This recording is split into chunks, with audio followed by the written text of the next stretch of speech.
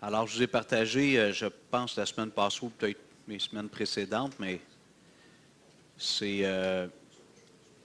il y a un frère, il s'appelle Dwayne Klein. Alors, il est en Ontario, puis c'est mon coach dans la levée de fonds. Alors, c'est lui qui était pasteur, implanteur à Hamilton. Là, je vous avais parlé d'un gros projet de 22 millions, je pense. Alors, puis là, j'ai ma deuxième session de coaching avec lui vendredi qui vient. J'espère, en principe, je visite une église le 21 septembre, près de Toronto. Je ne serai pas présent. Dominique va prêcher.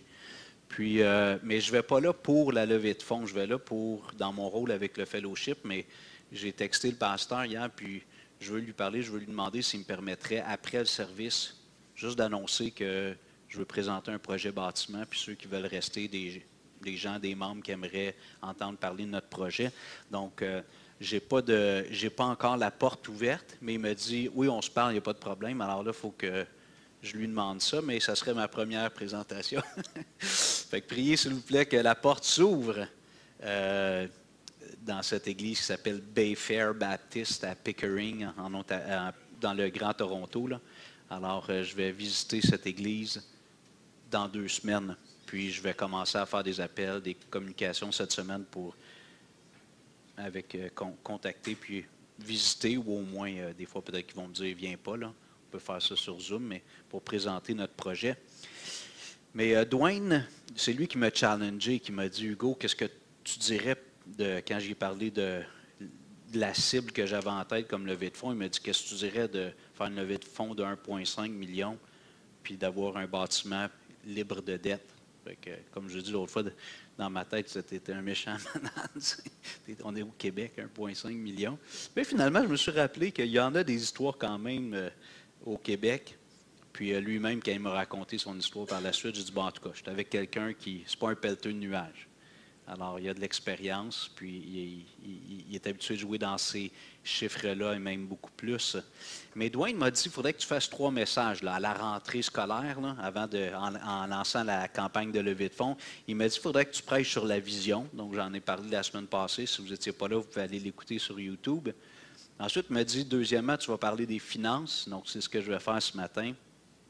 Et troisième fois, tu vas parler de la foi. Puis, il y aura peut-être un 4e message qui va conclure la petite série, mais au moins 3 messages. En tout cas, il me semble, là, vous pourrez me le dire peut-être en privé, là, mais il me semble que depuis que je suis ici, je n'ai pas souvent parlé d'argent. Je ne sais pas, peut-être j'en parle plus souvent que je pense. Mais c'est sûr que depuis 1 an, peut-être un petit peu plus avec notre projet, mais puis pourquoi j'évite le sujet? Bon, il y a une raison, je pense, de façon générale, des fois de faire une connexion entre une église puis l'argent, ça a l'air des fois un petit peu douteux. Mais aussi dans notre histoire québécoise, j'aimerais comme faire un petit rappel historique, mais quand j'étais à Rivière-du-Loup, là, ça a beaucoup progressé dans les dernières années. La moitié de l'Église, pratiquement, est issue de l'immigration. Mais quand j'étais là, il y avait un immigrant, une fois de temps en temps, qui venait visiter l'Église. Donc, c'était très, très arrière-plan québécois de souche, comme on dit. Mais peut-être que ceux qui sont qui sont nouveaux au Canada ou depuis quelques années, dans l'histoire du Canada, au début, c'était les Français qui étaient venus ici dans les années 1400, 1500, qui sont venus s'installer en Nouvelle-France, qui est devenu le Bas-Canada par la suite.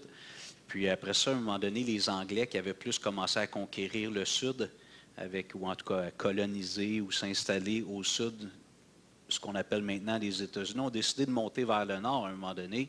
Et il y a eu des conflits armés entre la France, qui était essentiellement au Québec, en Acadie aussi, dans les Maritimes, puis les Anglais qui avaient commencé plus au sud, puis qui montaient. Donc, il y a eu des guerres. Puis, il y a eu la fameuse bataille sur les plaines d'Abraham à Québec, où Montcalm a été battu par Wolfe, le général anglais. Et depuis ce temps-là, le Canada est devenu une colonie anglaise. Mais je veux dire, heureusement, les Anglais auraient pu dire on zigouille tous les Canadiens français. Les colons d'origine française, on s'en débarrasse. Ils ont décidé de laisser vivre nos ancêtres.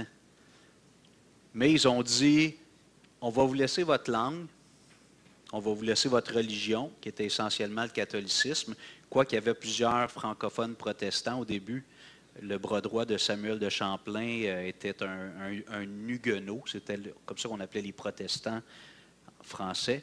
Alors, ils ont dit, on vous laisse votre langue, votre religion, mais on veut que vous teniez le peuple tranquille, on ne veut pas de révolte et de rébellion. Alors, le clergé et le gouvernement ont eu un mandat clair de garder le peuple, les Canadiens français, comme on les appelait dans le temps, tranquilles. Puis, et les Anglais leur ont donné le contrôle. Ils ont dit, contrôlez-les, faites ce que vous voulez, mais tant qu'ils restent tranquilles. Avec les Patriotes, il y a eu des petites tentatives de révolte, mais essentiellement, ça a marché. Alors, les gens qui étaient ici, mis à part les anglophones, ceux qui ont visité un peu les régions du Québec, vous avez peut-être vu, des fois on arrive en Gaspésie, une communauté anglophone avec une église anglicane ou luthérienne ou presbytérienne. On va dans toutes les villes. J'étais à Rivière-du-Loup, puis il y a une ou deux chapelles anglicanes. Alors, souvent, les chefs d'entreprise, les lords, comme on les appelait, ou les seigneurs, c'était des anglophones. Donc, les gens qui avaient plus d'argent, qui étaient au pouvoir dans à peu près toutes les sphères de la société, c'était des anglophones. Puis, les francophones, c'était les petits ouvriers, les cultivateurs. Donc, les Canadiens français, nos ancêtres, généralement n'étaient pas très riches. Il y en a eu, là, mais généralement, ils n'étaient pas très riches. Puis, ils allaient tous à l'église catholique le dimanche matin. Alors, vous avez entendu parler des histoires. On a des grandes églises dans des petits villages qui peuvent contenir 800 000 personnes. Puis aujourd'hui, c'est vide. Puis c'est un problème au niveau du coût d'entretien. Mais alors, les gens allaient tous à l'église. Les Canadiens français allaient à l'église catholique. Les anglophones pouvaient aller, eux autres, dans des mitaines, comme ils appelaient ça, les meeting house, les mitaines. Ils pouvaient aller dans les mitaines protestantes. Alors, pendant 250 ans, les Canadiens français ont compris que si tu étais Canadien-Français, tu étais un francophone au Québec, tu allais à l'Église catholique. Et qu'un francophone décide de changer d'église puis de devenir protestant, il se faisait rejeter par sa famille, ses parents, ses amis. Il y avait vraiment une pression sociale importante. Mais les églises catholiques étaient bien pleines. Le peuple était généralement pas très riche. On était un peuple qui avait beaucoup d'entraide. Nos ancêtres, là, ça s'aidait beaucoup. C'était des grosses familles. Le curé s'assurait que la madame elle avait un bébé à chaque année. Alors, puis, on s'aidait beaucoup. Mais l'entraide, c'était les bras. L'entraide, c'était pas financier. Les gens n'avaient pas beaucoup d'argent. Ils pouvaient donner une poule, donner du lait, aider à construire une grange, aider à construire une maison. Les gens se serraient les coudes, puis je le vois dans notre arrière-plan culturel, les Québécois, on aime ça aider. On aime ça aider notre prochain. Mais quand on parle d'argent, on a certaines difficultés. Là, je parle des gens qui ont l'arrière-plan canadien, français là, de longue date. Et moins aujourd'hui, probablement parce qu'il y a beaucoup d'immigration puis la mentalité dans la société change, mais moi, je me souviens, quand je suis parti pour Rivière-du-Loup, je suis arrivé là, puis de démarrer une église baptiste évangélique ou protestante, francophone, pour des gens, je passais pour un manipulateur, un profiteur, un gourou. Et souvent, les gens associaient le mouvement évangélique dans les années 60-70 aux téléévangélistes escrocs manipulateurs américains qui demandent de l'argent à la fin de chaque émission de télé. Puis, alors, ils pensaient que c'était ça, les églises évangéliques. Et finalement, juste pour dire ça doit faire une vingtaine d'années, je n'ai pas cherché des données plus récentes, mais quand il y a des sondages nationaux, donc des études ou des enquêtes qui sont faites, entre autres sur le fait de donner à des œuvres de charité, je ne parle pas à des églises, des œuvres de charité, dans le Canada anglais, il y a une quinzaine d'années, peut-être, il y avait eu un sondage qui avait été fait, puis les Canadiens anglophones donnaient en moyenne à ce moment-là, des gens qui ne vont pas nécessairement à l'Église, 300 $ par année à des œuvres de charité, tandis qu'au Québec, les francophones, c'était 100 $ par année, donc 3 fois moins. Donc, dans la culture anglo-saxonne, les anglophones, c'est plus culturel de donner. Les gens vont mourir, ils vont laisser dans leur testament un legs pour l'université où ils sont allés. S'ils ont une église à laquelle ils ont assisté pendant des années, ils vont laisser un montant dans leur testament pour leur église. Dans la culture francophone, c'est pas là. On n'est pas là, ça ne fait pas partie de notre façon de penser. Alors, notre rapport avec l'argent dans le contexte religieux, c'est difficile. Alors, c'est une des raisons pourquoi on essaye de ne pas parler trop souvent d'argent, parce que les gens l'interprètent comme si on voulait les escroquer puis leur soutirer leur argent. Mais quelque chose qui est intéressant, c'est que Dieu, lui, il n'a pas de problème à parler d'argent. Puis j'aime dire aux gens, on a besoin, tu sais, quand Paul parle du renouvellement de l'intelligence dans Romains 12, on a besoin de regarder des fois notre héritage culturel, familial, sociétal, puis dire, c'est quoi là-dedans qui n'est pas conforme à la volonté de Dieu? Puis Dieu, il faut que tu changes ma pensée parce que je traîne la pensée du passé, soit de la société ou de ma famille, puis ça vient teinter ma vision du monde, puis ma pensée en tant que chrétien, alors que je ne devrais pas penser comme ça. Et souvent, les Juifs, vous le savez peut-être, mais ils sont reconnus, le peuple juif, qui est le peuple de l'ancienne alliance, ou de la première alliance, eux, ils n'ont aucun problème à ce que tu sois pieux, tu sois quelqu'un qui aime beaucoup Dieu, qui a une vie morale bien rangée, qui est conforme aux Écritures, mais que tu réussis en même temps sérieusement en affaires. Pour les Juifs, il n'y a pas de problème. Hein? Oui, mais ils n'ont pas de problème, tu comprends? Pour eux, ce n'est pas incompatible. Je ne dis pas que tous les Juifs sont pieux, mais chez les Juifs, on voit Abraham, c'est un homme multimillionnaire dans la Bible. David, évidemment, c'était un roi. Il n'y avait pas de problème. Puis dans le monde anglo-saxon aussi, donc chez les protestants en général, même chez les catholiques probablement anglophones, ce n'est pas un problème d'aimer Dieu puis de réussir financièrement. Nous, on dirait que dans notre tête, avec notre arrière-plan de vœux de pauvreté, puis notre petite misère de nos ancêtres, on se dirait que ça ne peut pas aller ensemble. Parler d'argent puis parler de la foi, c'est incompatible. Alors que ça ne devrait pas l'être. La Bible est remplie d'enseignements et d'instructions sur l'argent. Alors ce matin, c'est ma longue introduction. Vous dire, je vous fais parler d'argent ce matin parce que mon coach m'a dit de le faire. Puis parce que je pense qu'il faut le faire aussi à l'occasion. Excusez-moi, je change de fichier. J'étais sur celui de la semaine passée. Ça a été, je me souviens quand on faisait notre cours de préparation au mariage, puis je l'ai réentendu plein de fois après, dans les relations de couple, les 3 sujets qui créent le plus de conflits, vous savez c'est quoi? L'argent, la sexualité, puis l'éducation des enfants. C'est les 3 sujets qui créent le plus de tension. Ça ne veut pas dire qu'il n'y en a pas d'autres, mais l'argent, ça fait partie de ces sujets-là. Donc, entre nous aussi, dans nos relations humaines, ça se peut que ça crée aussi des tensions. C'est des sujets qui sont sensibles, mais comme je disais tout à l'heure, comme chrétien, on doit demander à Dieu qu'il nous aide à progresser et à évoluer dans notre vision des choses. On peut parler d'argent. Si à chaque semaine, là, je faisais un gros appel, puis il y avait des chiffres qui apparaissaient en néon qui clignotent. Là, tu sais, hey, Adi a donné tant. Puis là, vous pourriez me chicaner sérieusement, même me mettre dehors. Mais qu'on en parle à l'occasion, on ne devrait pas être complexé avec ça ou offensé. Okay? Maintenant, on voit dans la Bible qu'il y a un lien étroit entre les biens matériels et les affections du cœur. On voit dans la Bible qu'il y a un lien étroit entre les biens matériels, dont les richesses, l'argent, et le cœur. Et la Bible nous met en garde qu'on doit faire un choix entre qui on veut aimer sérieusement entre les deux. Est-ce qu'on veut aimer Dieu ou les richesses matérielles? Donc, il y a un lien. Donc, c'est normal que ça nous dérange dans une certaine mesure parce que ça se peut que le Seigneur il vienne gratter un peu puis il nous révèle où sont nos véritables affections. Je vais prier, puis on va aller dans les Écritures. Seigneur Dieu, on veut te remercier ce matin pour ce beau projet qui est devant nous. Ça va peut-être être l'enseignement le plus explicite, à moins que je me trompe, mais depuis que je suis arrivé à Des-Prairies, depuis bientôt 8 ans, sur les finances. Puis je vais peut-être nous provoquer à réfléchir. Alors Seigneur, je te prie de disposer nos cœurs pour qu'on puisse recevoir l'enseignement de la Bible. Ce n'est pas l'enseignement de Hugo, c'est l'enseignement de la Bible. Qu'on puisse recevoir ton enseignement concernant les finances. Je te remercie pour notre Église. J'estime que pour la grandeur de notre Église, les frères et sœurs sont très généreux.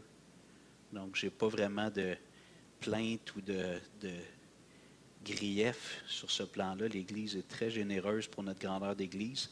Mais quand même, on a besoin, chacun d'entre nous, de grandir. Peut-être que quelques-uns sont un petit peu au début dans cette réflexion-là, puis ont besoin d'avoir des fondements bibliques pour pouvoir grandir dans cette sphère-là aussi. Alors, bénis-nous, bénis ce temps dans les Écritures, et que ton esprit fasse son œuvre Aide-nous à être prêts à être dérangés par toi, pas par Hugo, mais par le Saint-Esprit qui parle au cœur. Alors fais ton œuvre, s'il te plaît, au nom de Jésus. Amen. Excusez-moi. Alors, les 3 points de mon message, parce que vous avez remarqué que souvent, le premier, je prends le 3/4 du temps, le deuxième, je prends un petit peu, puis le dernier, je le garoche. Alors, souvent, c'est comme ça. Les 3 points, premièrement, Dieu veut notre cœur. Deuxièmement, Dieu voit notre cœur. Et troisièmement, nous devons donner en regardant à Dieu. Je vais les renommer. Mais Dieu veut notre cœur, Dieu voit notre cœur, puis nous devons donner en regardant à Dieu. On aime dire, lorsqu'on parle du Seigneur aux gens, parce que les gens vont dire, c'est quoi la différence entre vous et les catholiques, admettons. Fait que là, on va dire, bien, le catholicisme, c'est une religion. La foi chrétienne, c'est une relation. Souvent, on fait cette distinction-là. On dit que nous, ce qu'on prêche, ce n'est pas une religion. On ne veut pas que les gens deviennent baptistes, évangéliques. On veut qu'ils soient réconciliés avec Dieu, puis qu'il y ait une relation avec Jésus-Christ, qu'ils marchent avec Jésus à tous les jours. Excusez-moi. Donc, la vie chrétienne est une relation de cœur avec Dieu.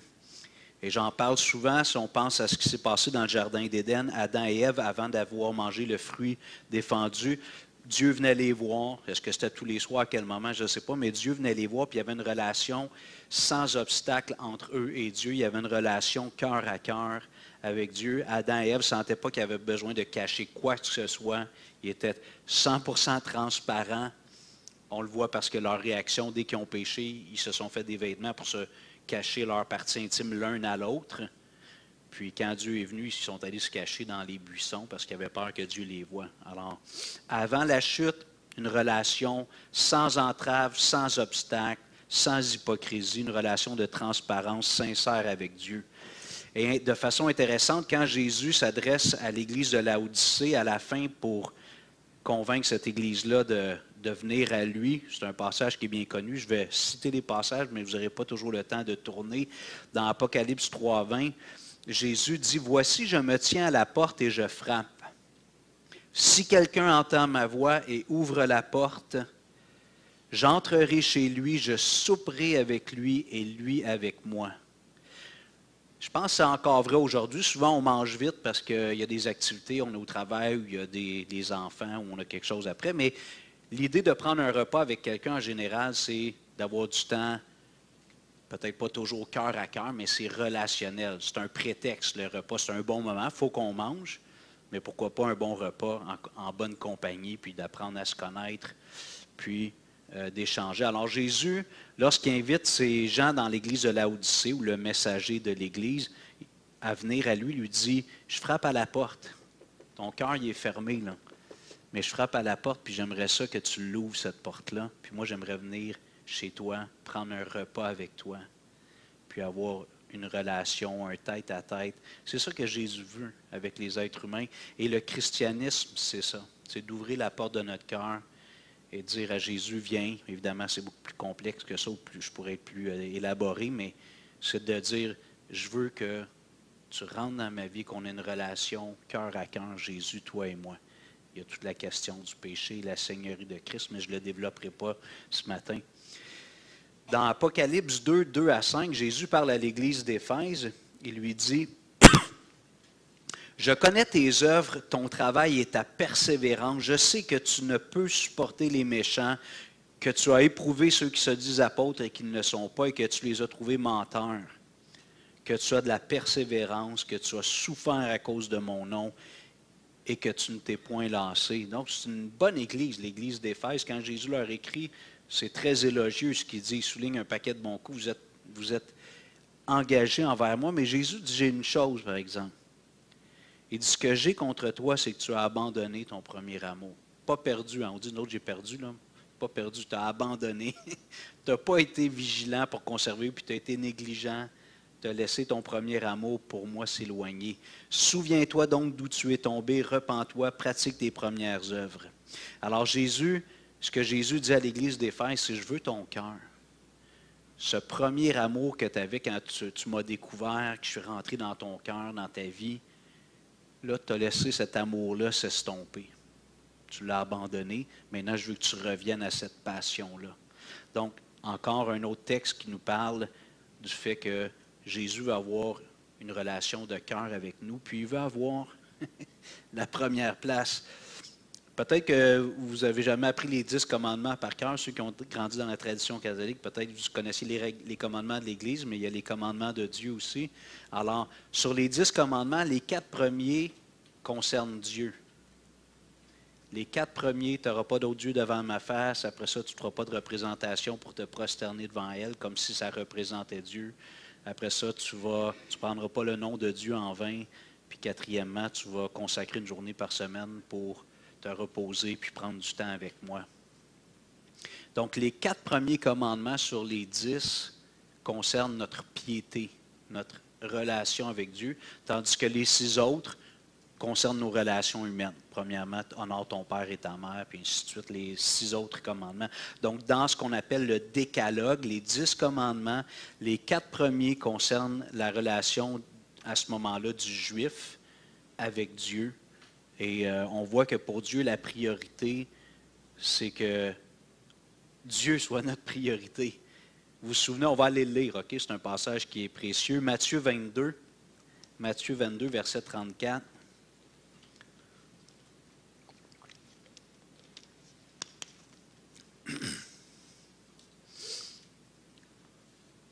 Pendant le temps que vous tournez, je veux juste rappeler, tout ce que Dieu nous commande, c'est pour notre bonheur. Dieu ne nous demandera pas des choses pour notre malheur. Des fois, il va nous mettre dans des situations douloureuses parce qu'on a besoin de ça des fois pour grandir. Mais tout ce que Dieu nous commande, c'est pour notre bonheur.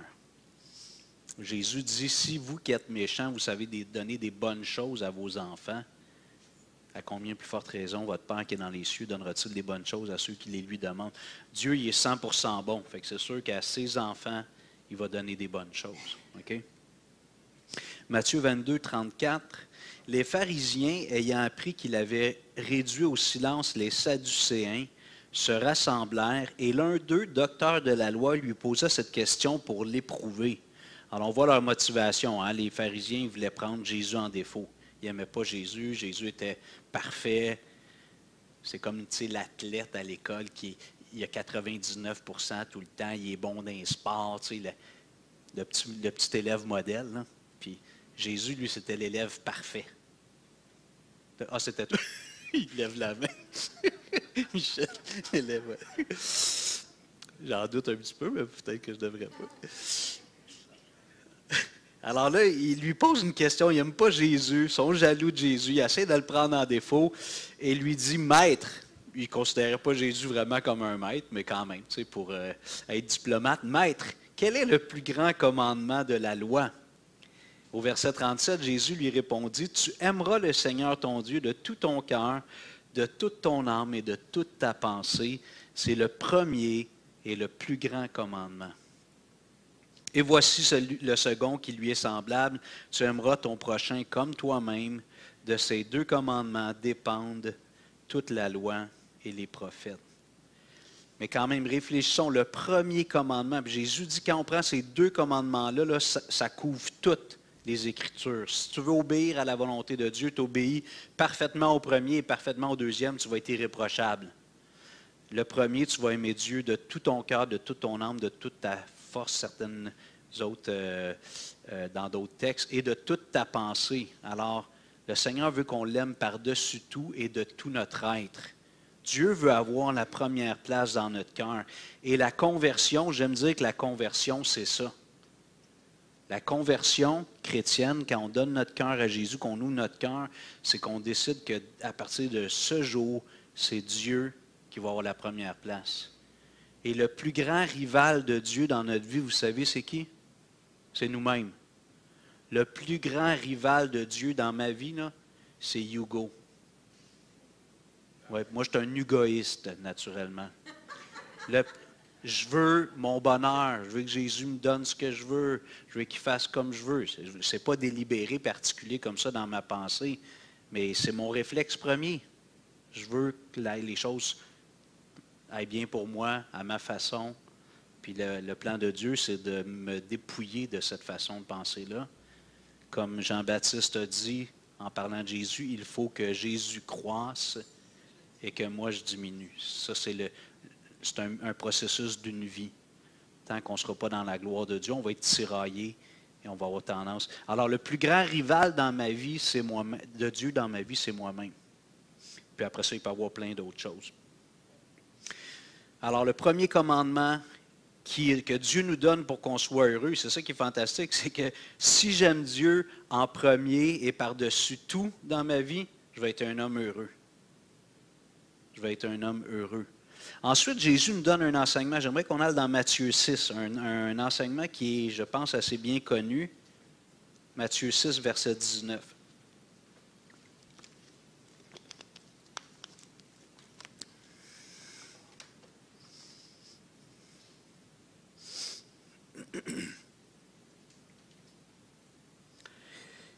Matthieu 6, 19 à 24. Ne vous amassez pas des trésors sur la terre, où la teigne et la rouille détruisent et où les voleurs percent et dérobent. Mais amassez-vous des trésors dans le ciel, où la teigne et la rouille ne détruisent point et où les voleurs ne percent ni ne dérobent. Car là où est ton trésor, là aussi sera ton cœur. L'œil est la lampe du corps. Si ton œil est en bon état, tout ton corps sera éclairé. Mais si ton œil est en mauvais état, tout ton corps sera dans les ténèbres. Si donc la lumière qui est en toi est ténèbres, combien seront grandes ces ténèbres? Nul ne peut servir deux maîtres, car ou il haïra l'un et aimera l'autre, ou il s'attachera à l'un et méprisera l'autre. Vous ne pouvez servir Dieu et Mammon. Je trouve que le parallèle avec le mariage, on voit dans la Bible quand certains hommes de Dieu, parce que Dieu ne l'avait pas interdit dans l'Ancien Testament, certains hommes prospères ont eu plus qu'une femme. Ils étaient polygames. Et c'était quoi les dynamiques entre les femmes en général?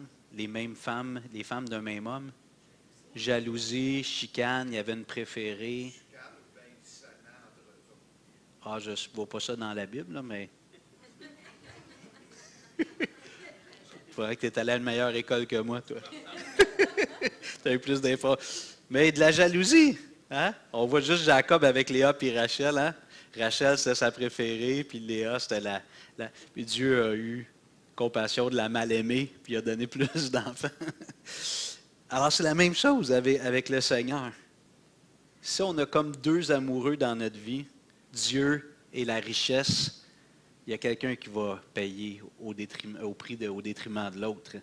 Alors Jésus nous dit, mais ce que je voulais surtout souligner, je vais revenir sur d'autres aspects du texte tantôt, mais au verset 21, je l'ai déjà partagé quelques fois là, dans la dernière année, car là où est ton trésor, là aussi sera ton cœur. Moi, dans mes premières années de vie chrétienne, je le lisais, je l'interprétais à l'envers. Donc, j'avais tendance à croire que, dans le fond, ce que tu aimes le plus, c'est là que tu vas investir. Mais ce n'est pas ça que Jésus dit. Il dit dans l'autre sens. Il dit, là où est ton trésor, là où tu investis, c'est là que tes affections vont aller. Puis c'est logique si on y pense. Peut-être que vous avez déjà investi, un cousin vous a dit, hey, je veux partir un dépanneur, un commerce, veux-tu investir 5 000 $ dans mon projet? Puis vous êtes intéressé si ça va bien, sa business d'habitude, pas vrai? Tu mets un peu de ton argent dans quelque chose ou des placements à la bourse dans des entreprises. Ta maison, tu espères que la maison prend toujours de la valeur. Tu payes à chaque mois ton hypothèque, tu l'entretiens, tu investis. Donc, quand on investit de notre argent dans quelque chose, ça nous intéresse de façon générale. Je ne dis pas qu'il n'y a pas d'exception, mais et c'est ça que Jésus nous dit. Alors, étant donné que Jésus sait que il y a des tiraillements en nous, même si on aime Dieu, on est tiraillé, comme Paul dit, marchez selon l'esprit, vous n'accomplirez pas les désirs de la chair. On est tiraillé. Moi, je vous l'ai dit tantôt, c'est moi le principal rival de Dieu dans ma vie. J'ai tendance, c'est pas toujours conscient, je dirais plus souvent qu'autrement, c'est pas conscient, mais à un moment donné, oups, Dieu il m'aide à voir, je dis, OK, je mets Hugo avant Dieu dans ma vie. Mais le Seigneur sait qu'on a ce combat-là, puis il dit, je veux vous donner une façon de réchauffer votre cœur pour le royaume de Dieu. Il y a un paquet de façons, mais une des façons que Jésus nous dit, c'est investis dans le royaume de Dieu. Investis dans l'Église, dans des missions, dans des œuvres chrétiennes. Investis dans ces choses-là, ça va emmener ton attention et ton intérêt sur ces choses-là. Donc, dans le fond, de donner pour les choses de Dieu, c'est un moyen de grâce que Dieu nous a donné pour réchauffer notre cœur. Puis étant donné que d'avoir un cœur qui est chaud et brûlant pour le Seigneur, c'est la chose la plus importante, c'est un des moyens. Il y en a plusieurs autres, lire la Bible, prier, à l'Église, tout ça. Là. Mais un des moyens que le Seigneur nous donne, c'est investis, prends tes biens temporels, ton argent, puis mets-en dans le royaume de Dieu, et ça va te donner de l'intérêt pour ces choses-là. J'imagine que tous ceux qui se sont engagés à donner des sous et qui ont donné, bien, vous priez, peut-être pas tous les jours, mais vous priez pour le projet bâtiment, vous êtes intéressés, vous avez le goût qu'on avance, que le projet se réalise, que ce soit celui qu'on a en tête. J'espère que ça sera lui, mais sinon, ça sera autre chose, mais on souhaite que ça se réalise. Alors, donner pour le royaume de Dieu réchauffe notre cœur pour Dieu. Dieu veut notre cœur, c'était mon premier point. Et j'aimerais conclure avec ce premier point-là de façon un peu pratique. On va aller dans 1 Jean, pas dans Jean, mais dans 1 Jean, s'il vous plaît, première épître de Jean.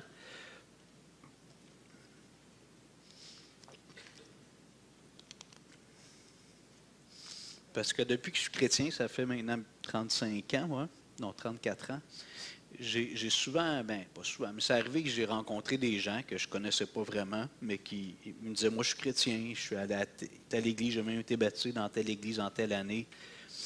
Mais au moment où je les rencontre, ils ne fréquentent plus d'église. Puis juste en parlant avec eux, je vois que leur mode de vie, c'est plus vraiment le mode de vie d'un chrétien. Mais pour eux, ils se considèrent comme chrétiens, ils aiment Dieu. Puis ils disent, moi, j'ai plus besoin des églises. Tu sais, je parle à Dieu n'importe où, n'importe quand, ou quand je vais marcher dans le bois, des petits boisés, là, je suis dans la nature, c'est là que je connecte avec le Créateur. Puis on entend ça, hein? Alors, ça, c'est un genre d'amour platonique, c'est-à-dire que c'est un amour qui est juste dans les pensées, puis Dieu, ça le convainc pas, lui. Il ne se fait pas duper par ça. 1 Jean 5,3, « Car l'amour de Dieu consiste à lui dire des belles paroles. » C'est ça? C'est ça qui est écrit? À garder ses commandements. C'est ça, 1 Jean 5,3? OK. Je voyais des interrogations dans des yeux. Je pensais que je m'étais trompé de référence. Car l'amour de Dieu consiste à garder ses commandements. Tu veux montrer à Dieu que tu l'aimes? Obéis au Seigneur. Je veux dire, Jésus, je t'aime.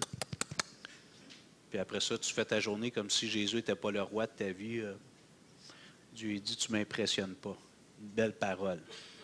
Mais je veux voir des actions. Alors le Seigneur nous invite à l'aimer de façon tangible, en obéissant à ses commandements, dans le contexte de l'argent. Mais quand on donne des sous à Dieu, qu'on décide de ne pas prendre tous nos revenus pour nous, bon, on en donne une partie au gouvernement, là, mais ce qui nous reste, quand on décide d'en prendre une partie et d'en donner au Seigneur, bien, le Seigneur dit ça, c'est tangible. Tu sais, je vois que tu sacrifies une portion, c'est à toi de voir, tu sais, mais Dieu le sait. Je vois dans le fond que tu décides de me donner un amour, de me manifester un amour qui est tangible. Est-ce que Dieu a besoin de notre argent? La réponse est non. Mais est-ce que Dieu a besoin que je lui obéisse? Non. Mais Dieu aime ça voir ses enfants obéir. On va dans le chapitre 4, on recule un petit peu, chapitre 4, versets 20 et 21. 1 Jean 4, 20 et 21. Si quelqu'un dit « J'aime Dieu » et qu'il haïsse son frère, c'est un menteur. Car celui qui n'aime pas son frère qu'il voit, comment peut-il aimer Dieu qu'il ne voit pas? Et nous avons de lui ce commandement que celui qui aime Dieu aime aussi son frère.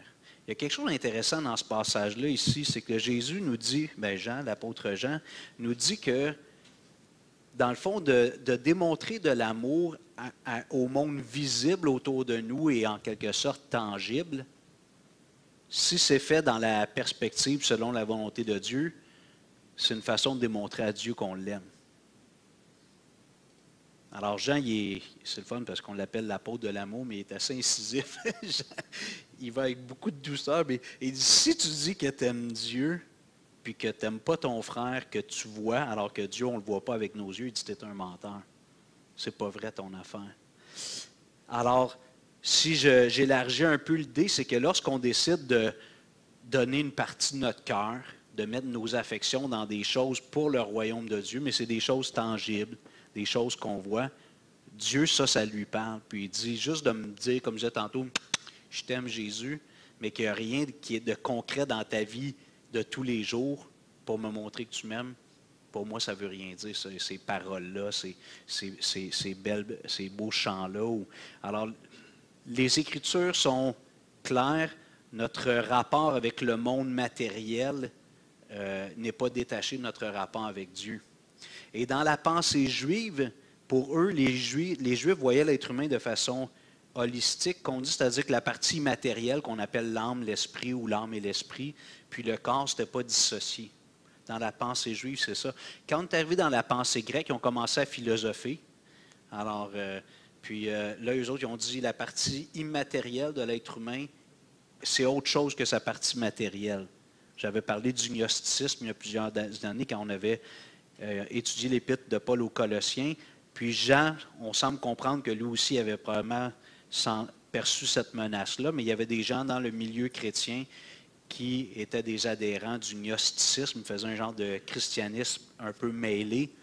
Et dans le gnosticisme, pour avoir une relation avec Dieu, c'était tout avec la pensée, c'est la connaissance. Un mot français, la gnose, c'est la connaissance. En anglais, on dit knowledge.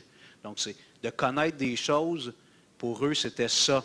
Donc, tout ton être physique ou matériel, lui, il ne pouvait pas vraiment être en relation avec Dieu. Donc, tu pouvais faire ce que tu voulais avec ton corps. Tu pouvais te livrer à la licence. Puis, tant que ton cœur aime Dieu, puis tout ton être immatériel, donc évidemment, ça emmenait beaucoup d'immoralité. Ou d'autres, à l'opposé, étant donné que le corps, lui, il ne pouvait pas être en connexion avec Dieu, il le méprisait. Il se mortifiait, il pouvait se lacérer. Alors, le corps, c'était quelque chose qui était mauvais parce que tout ce qui était corps, c'était mauvais. Tout ce qui était immatériel, c'était bon. Ça, c'était dans les idées du gnosticisme. Alors, Jean nous dit ici, si tu dis que tu aimes Dieu puis tu n'aimes pas ton frère, tu es un menteur.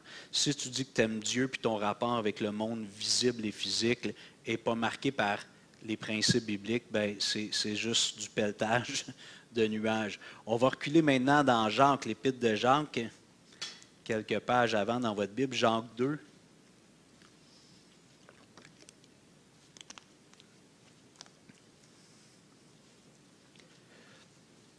Pendant le temps que vous tournez, quand je parle avec des gens du Canada anglais, je leur exprime que depuis peut-être, bon là, il faudrait peut-être que j'ajoute des années, mais depuis 20, 30 ans, au Québec, les églises évangéliques francophones ont commencé à avoir des comptoirs alimentaires, des comptoirs vestimentaires. Dans les années 70-80, les gens venaient au Seigneur juste par la prédication. Il y avait une période de floraison, ils avaient rejeté le catholicisme, puis là, ils découvraient un christianisme sous un autre éclairage. Puis les gens se convertissaient souvent juste en prêchant. Tu cognais aux portes, tu témoignais dans le parc. Puis c'était une période où Dieu semble avoir touché pas mal de cœurs, toute proportion gardée. Mais je dis aux gens que dans les églises évangéliques, à cause de tous les préjugés que les gens avaient envers les protestants, puis ce qui n'était pas catholique, de faire du bien, ça nous a permis de bâtir des ponts avec la communauté, les gens autour de nous. Alors, on n'est plus des genres de gens bizarres qui nous voient faire la file, tu sais, nos autos, le cortège le dimanche matin, endimanché, grosse bible en dessous du bras. C'est qui ces gens-là, tu sais, dans le fond? Quand on va vers eux, qu'on a le bazar, qu'on donne la nourriture, on bâtit des ponts relationnels, on parle un langage qu'ils comprennent. Donc, de faire du bien aux gens, c'est un langage qui est universel. Alors, Jacques nous dit ici, dans Jacques 2, 14 à 19, « Mes frères, que sert-il à quelqu'un de dire qu'il a la foi s'il n'a pas les œuvres? Cette foi peut-elle le sauver? Si un frère ou une sœur sont nus et manquent de la nourriture de chaque jour, et que l'un d'entre vous leur dise, allez en paix, chauffez-vous et rassasiez-vous, et que vous ne leur donniez pas ce qui est nécessaire au corps, à quoi cela sert-il? » Vous comprenez? Jacques qui dit, tu dis à ton frère, tu sais, qui est dans la misère, qui dort dehors, qui n'a pas de manger, va te réchauffer, va manger, là. Mais tu sais qu'il n'y a rien. Il dit, ça ne l'aide pas. C'est pas ça, c'est pas tangible. Il en est ainsi de la foi. Si elle n'a pas les œuvres, elle est morte en elle-même. Mais quelqu'un dira, toi tu as la foi et moi j'ai les œuvres. Montre-moi ta foi sans les œuvres et moi je te montrerai la foi par mes œuvres. Tu crois qu'il y a un seul Dieu, tu fais bien. Bon, les démons le croient aussi, ils tremblent. Jacques nous dit ici, dans le fond, que Les démons savent que Dieu existe, ils le savent très bien. Les autres, il n'y a pas d'athées parmi les démons. Mais pourtant, leur vie est anti-Dieu et entièrement contre la volonté de Dieu. Donc, de savoir que Dieu existe, d'avoir une foi qui est strictement intellectuelle, ça n'a pas de valeur aux yeux de Dieu. Il veut que notre foi soit pratique, qu'elle soit vécue. Alors là, ici, Jacques donne l'exemple avec un frère qui est dans la misère, puis je le laisse dans la misère. Je lui dis, tu sais, je t'aime, mon frère, puis tout ça, mais je ne viens pas l'aider dans ses difficultés. Jacques nous dit que cette foi-là, elle est vaine. C'est une foi sans les œuvres. Deuxième point, Dieu veut notre cœur. Je vais lire rapidement. Lorsque le Seigneur envoie Samuel oindre d'huile le futur roi d'Israël, parce que Saül ne faisait pas un bon travail, le Seigneur a dit, j'en ai choisi un autre, puis il l'envoie dans la famille d'Isaïe. Puis là, Isaïe fait venir tous ses fils un après l'autre. Puis à chaque fois, Samuel, il attend que le Seigneur dise, c'est lui que j'ai choisi, s'il n'y en a pas un. Mais finalement, lorsque le Seigneur dit à Samuel d'aller oindre le futur roi qui va être David, il lui dit, ne prends point garde à son apparence et à la hauteur de sa taille, car je l'ai rejeté. Et là, il parle de Saül. L'Éternel ne considère pas ce que l'homme considère. L'homme regarde à ce qui frappe les yeux, mais l'Éternel regarde au cœur. Dieu a cette faculté de voir nos motivations. Alors, tu sais, tout à l'heure, on parle des gros montants d'argent dans notre projet. Peut-être que vous dites qu'ils sont fous, tu sais. Mais Dieu voit avec quelle disposition on donne, puis aussi avec quel sacrifice on donne. Et ça m'emmène dans une autre histoire. On va aller dans l'Évangile de Marc, s'il vous plaît. Marc 12, verset 41.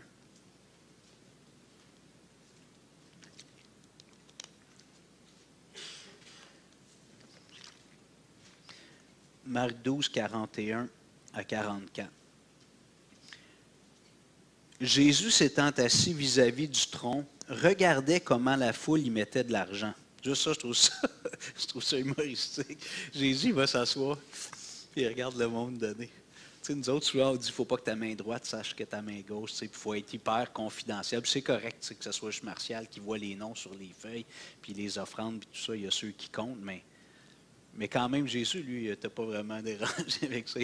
Il va s'asseoir devant le tronc, puis les gens s'avançaient. À l'époque, c'était pas un panier qu'on passait, là, les gens allaient donner dans le tronc. C'était une place où ils faisaient leur offrande. Donc Jésus, il va s'asseoir, puis il regarde le monde donner.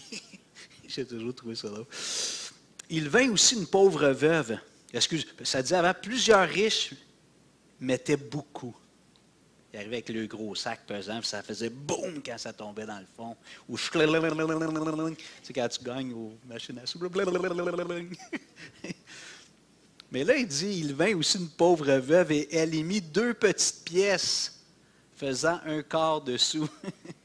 Ça n'a pas fait de bruit, elle, quand elle a laissé tomber. Mais regardez ce que Jésus dit. Alors Jésus, ayant appelé les disciples, j'imagine Jésus est devant, il dit, les gars, venez ici, là.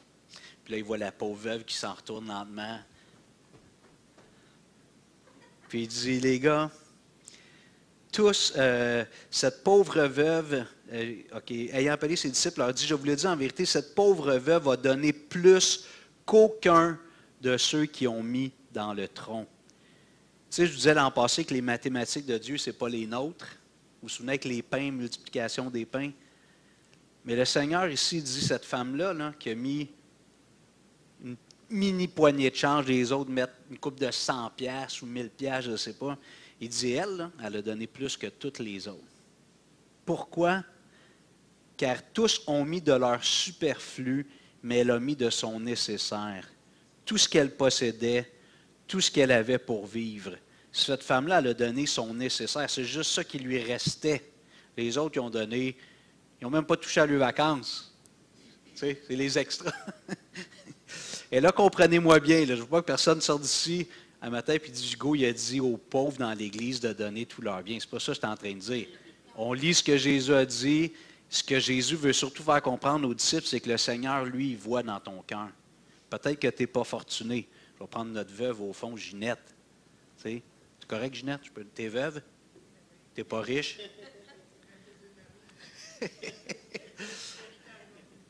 Pas d'héritage non plus. bon, là, je prends Ginette juste comme un exemple, mais ses revenus sont probablement moins que les miens. Puis que plusieurs d'entre nous. Le Seigneur voit quand elle donne, lui, il voit. Il voit quand moi je donne, puis il voit avec quel sacrifice on donne.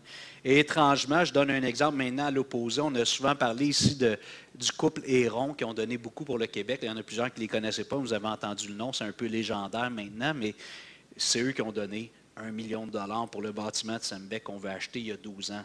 Alors, c'est des gens qui étaient très en moyen. Ils ont donné aussi pour un autre projet au Québec de 1 million de dollars. Mais Lynn et moi, on a eu le privilège d'aller habiter dans le bout de Toronto, puis on était allé les voir une fois en Floride. Il y avait une maison à Boca Raton. Ceux qui connaissaient la Floride, là, Boca Raton.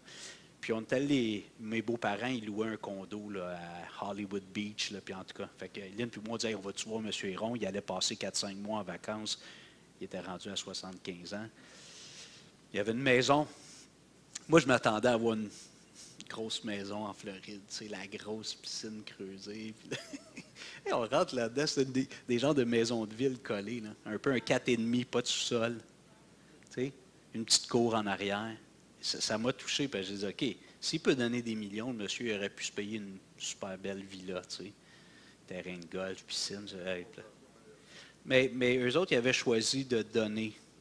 Puis entre nous, là, il est décédé, mais je veux juste dire que Dieu voit même un homme riche peut être chiche ou généreux. Vous comprenez? Puis la dernière fois qu'on est allé chez eux, il me parlait, c'est un monsieur simple. Quand on voulait l'inviter dans nos congrès nationaux à venir en avant pour le remercier, il ne voulait jamais. Mais j'ai eu le privilège d'avoir une relation un peu plus près avec lui, puis tu vois son cœur.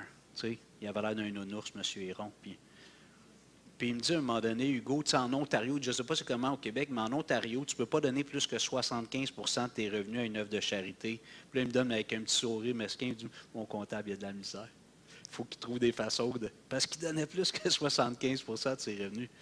Combien il gagnait, je ne sais pas, il y avait de l'argent. Mais tu sais, fait que lui, il donnait 75 il m'avait raconté que, bon, il vient d'une famille chrétienne, l'Ontario, une famille pas riche, là, c'était des cultivateurs, leurs parents, tout ça, mais quand il s'est lancé en affaires, ça n'a pas été facile. Il est parti à zéro.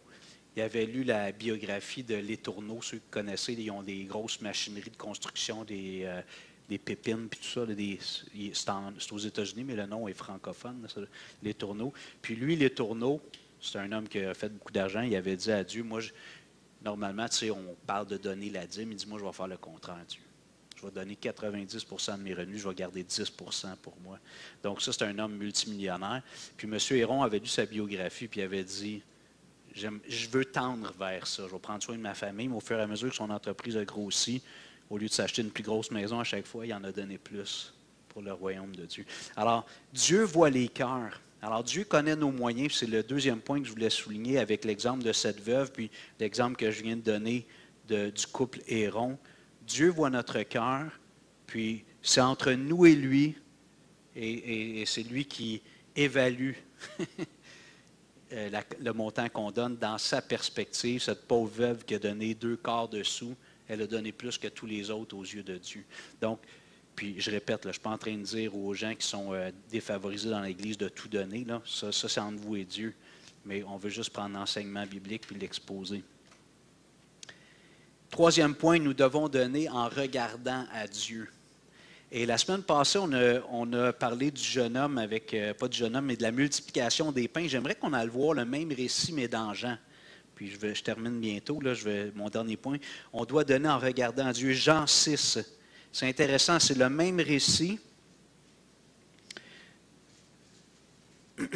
C'est Jean 6, verset 5. C'est la multiplication des 5 pains et 2 poissons qui rapporte 12 paniers pleins à la fin, après avoir nourri 5 000 hommes sans les femmes et les enfants. Jean 6, 5 à 13. Ayant levé les yeux, c'est Jésus, et voyant qu'une grande foule venait à lui, Jésus dit à Philippe, on a comme un peu plus de détails dans Jean, Jésus dit à Philippe, où achèterons-nous des pains pour que ces gens aient à manger? On peut comprendre la réaction des disciples des fois. Il y a 5 000 hommes sans les femmes et les enfants. Ça veut dire qu'il y avait 15, 20, 30 000 personnes devant eux. Puis là, Jésus dit, hey, Philippe, c'est où qu'on pourrait acheter des pains pour tout le monde? Probablement que Philippe, qu'est-ce que tu penses? Tu sais, il n'y a pas une usine Weston ici, là, juste à côté. Alors Jésus pose la question, puis il veut pousser à Philippe à réfléchir et à avoir une vision plus grande. Alors je prends notre contexte quand on pense au projet qui est loin d'être aussi ambitieux que cette situation-là, tant qu'à moi, mais d'acheter une bâtisse en haut de 2,4 millions pour nous, la petite église, tu sais, peut-être qu'on dit, voyons donc. Ça, c'est parce qu'on pense comme des humains seulement. Nos regards ne sont pas sur Dieu. Jésus dit cela pour l'éprouver, car il savait ce qu'il avait fait. C'était un petit test. Il testait. Philippe lui répondit, les pains qu'on aurait pour 200 deniers. 200 deniers, c'est 200 jours de travail. C'est plus que la moitié d'une année de salaire. Les gars avaient peut-être un 20 000 $ dans la cagnotte qui traînait avec eux, tu sais, pour faire rouler la business de Jésus. C'est-à-dire de manger à tous les jours, de dormir dehors sur le bord du feu. Il dit, l'argent qu'on aurait pour 200 deniers ne suffirait pas pour que chacun en reçoive un peu. Il y a 15-20 000 personnes devant eux autres. Un de ses disciples, André, frère de Simon-Pierre, lui dit, il y a ici un jeune garçon qui a 5 pains d'orge et 2 poissons. Mais qu'est-ce que cela pour tant de gens? Vous êtes d'accord? C'est logique. Les gars sont logiques, ce n'est pas des niaiseux. On rit parce qu'on connaît la suite, puis on regarde ça avec un peu de recul. Mais c'est notre façon humaine de penser. Comment tu veux que nous, une petite église, on pense acheter une bâtisse à 2,4 millions? Quand on pense comme ça, on regarde à nos ressources. On pense juste à nos ressources entre nous. On se dit, il n'y a pas de millionnaires dans l'église. En tout cas, s'il y a quelqu'un, je ne le sais pas. Là, mais...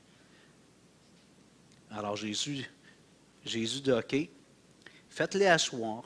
Il y avait dans ce lieu beaucoup d'herbes. Ils s'assirent donc au nombre d'environ 5 000 hommes. Jésus prit les pains, rendit grâce et les distribua entre eux, entre ceux qui étaient assis. Il leur donna de même des poissons, autant qu'ils en voulurent. All you can eat, le buffet. C'était pas juste un petit bout de pain, un petit bout de poisson, tout le monde, puis ça remplit un petit creux. Lorsqu'ils furent rassasiés, il dit à ses disciples, ramassez les morceaux, on va le donner à Saint Vincent de Paul, afin que rien ne se perde. Ils les ramassèrent donc et ils en remplirent 12 paniers avec les morceaux qui restèrent des 5 pains d'orge après que tous eurent mangé.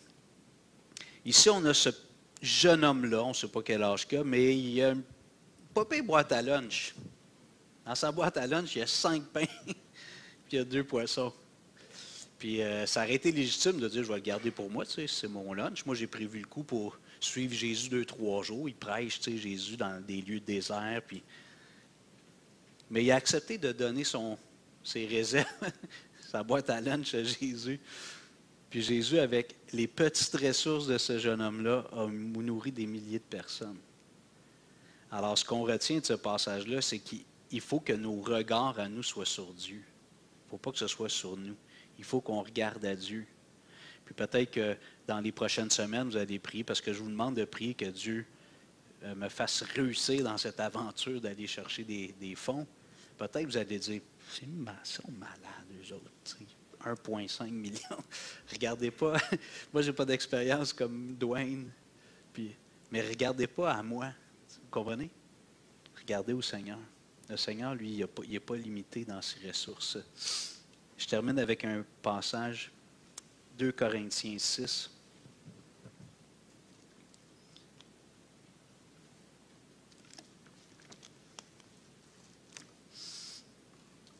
Verset 9 et suivant, 2 Corinthiens 6.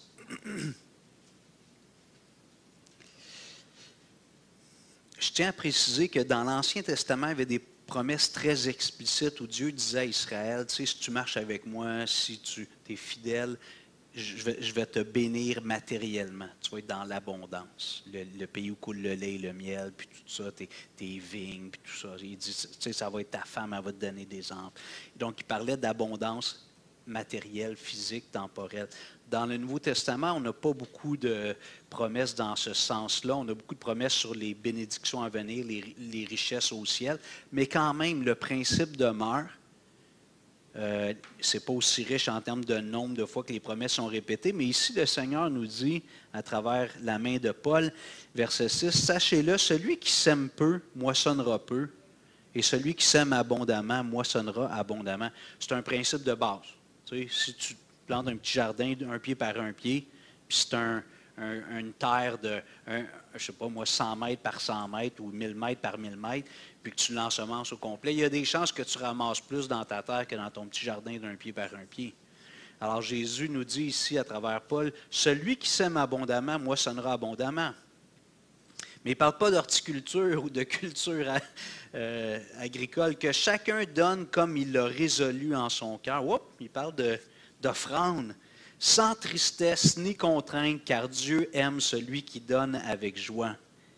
Et regardez bien ce que Paul nous dit ensuite. « Et Dieu peut vous combler de toutes ses grâces, afin que, possédant toujours en toutes choses de quoi satisfaire à tous vos besoins, vous ayez encore en abondance pour toute bonne œuvre.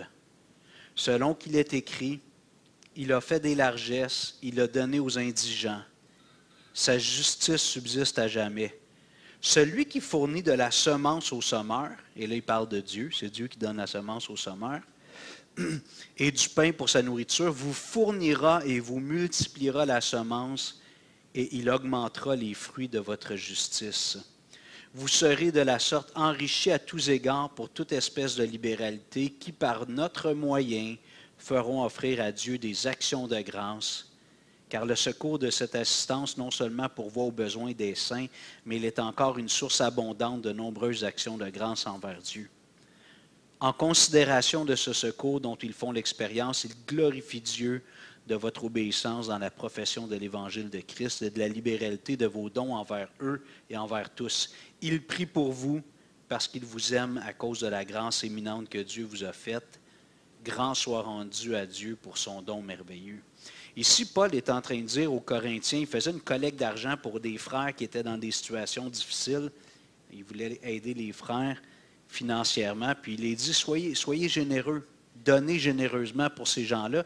Mais il ajoute qu'au verset 8, il dit, « Et Dieu peut vous combler de toutes ses grâces afin que, possédant toujours en toutes choses de quoi satisfaire tous vos besoins, vous ayez encore en abondance pour toute bonne œuvre. » Et ensuite, au verset 10, il dit, « Celui qui fournit de la semence au semeur et du pain pour sa nourriture, vous fournira et vous multipliera la semence, et il augmentera les fruits de votre justice.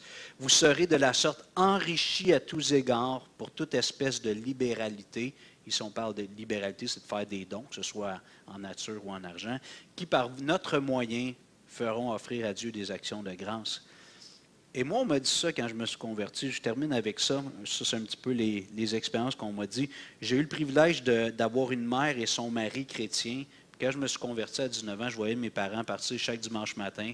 Moi, je dormais, là, parce que je m'étais couché à 2 heures après être allé au bar le samedi soir. Mais eux, ils se levaient le dimanche matin, ils allaient à l'église, la Bible. Puis souvent, le samedi, je les voyais préparer leur offrande, mettre ça dans leur petite enveloppe. Fait que j'ai eu le privilège de savoir, avant même d'être converti, que quand tu marches avec Christ, bien, il y a une partie aussi de tes revenus que tu donnes en offrande au Seigneur.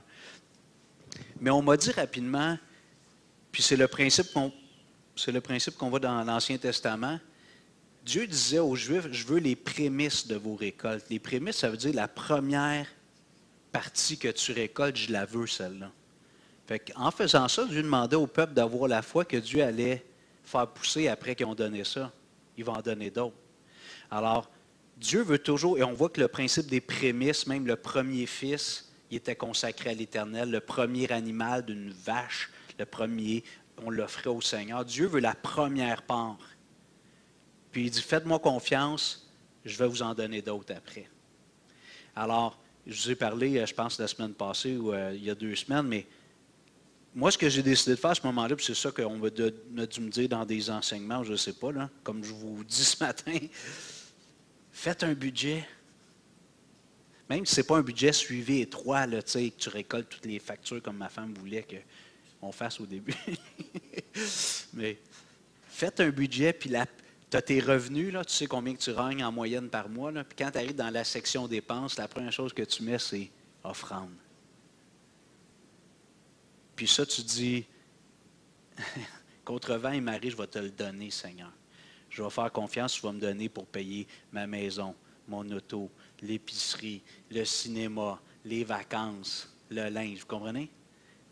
Le reste, là, et moi, j'ai décidé de faire ça quand je me suis converti, puis je n'ai jamais regretté.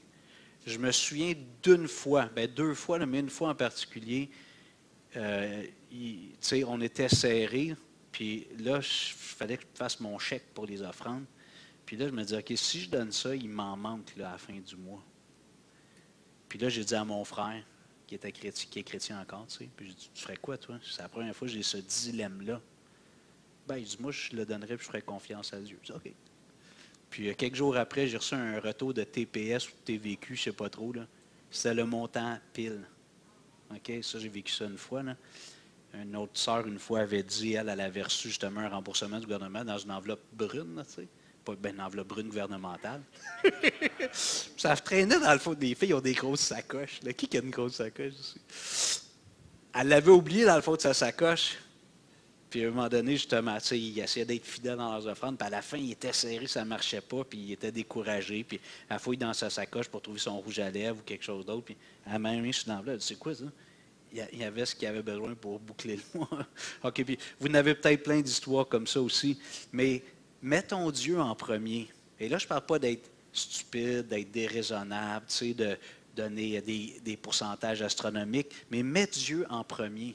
Puis sois fidèle. Tu sais, Martial, il aime. Des fois, je disais à Martial, pourquoi on prend encore des 52 enveloppes? Tu sais, même moi, là, maintenant, je donne, je vous l'ai dit, là, parce que vous ne me voyez jamais mettre des choses, je donne par Zéphi depuis la pandémie, je donne toujours en ligne, juste que vous sachiez que je fais ma part aussi. Vous ne voyez jamais mettre d'enveloppe. Là. Mais Martial, je dis, pourquoi on a 52 enveloppes? Tu sais, moi, à la fin de l'année, j'en jette 26, dans le temps que je donnais mon offrande à... Martial, il me dit, il y a un bon principe. Puis on m'a appris ça, moi, il dit, sois fidèle à chaque semaine. C'est 5$, donne ton 5$ à chaque semaine. Fait que j'aime le principe. Je n'ai pas fait ça là, parce que j'avais ma paye aux 2 semaines. C'est lui qui me fait ma paye. Fait que je dis, c'est pas de ma faute. Hein? Si tu veux que je fasse ça, donne-moi toutes les semaines. Mais soyons fidèles au Seigneur dans nos offrandes régulières. Puis si vous avez à cœur de donner un montant pour le projet bâtiment, demandez au Seigneur qui vous guide là-dedans. Demandez au Seigneur qui vous guide. Puis, c'est arrivé des fois qu'on a fait des choses comme ça, Lynn, dans des projets spéciaux. Puis, étrangement, là, je ne veux pas dire que ce n'est pas mécanique et automatique, mais je n'ai pas grand souvenir qu'on a perdu en bout de ligne. On a renoncé à une partie de notre argent pour donner un projet spécial. Mais étrangement, Dieu nous a bénis autrement. Puis, fait que je ne veux pas dire là, que c'est automatique tout le temps, puis que là, Hugo nous a dit, tu as prêché l'évangile de la prospérité, puis donne ton argent, Dieu va t'en donner plein. C'est pas ça que je dis. Mais sois généreux envers Dieu et son royaume, puis calcule tes affaires, sois un bon administrateur. Dieu va s'occuper, puis tu risques d'être surpris en bout de ligne. Je vous invite à vous lever, on va prier. Excusez-moi, ça a été un petit peu plus long.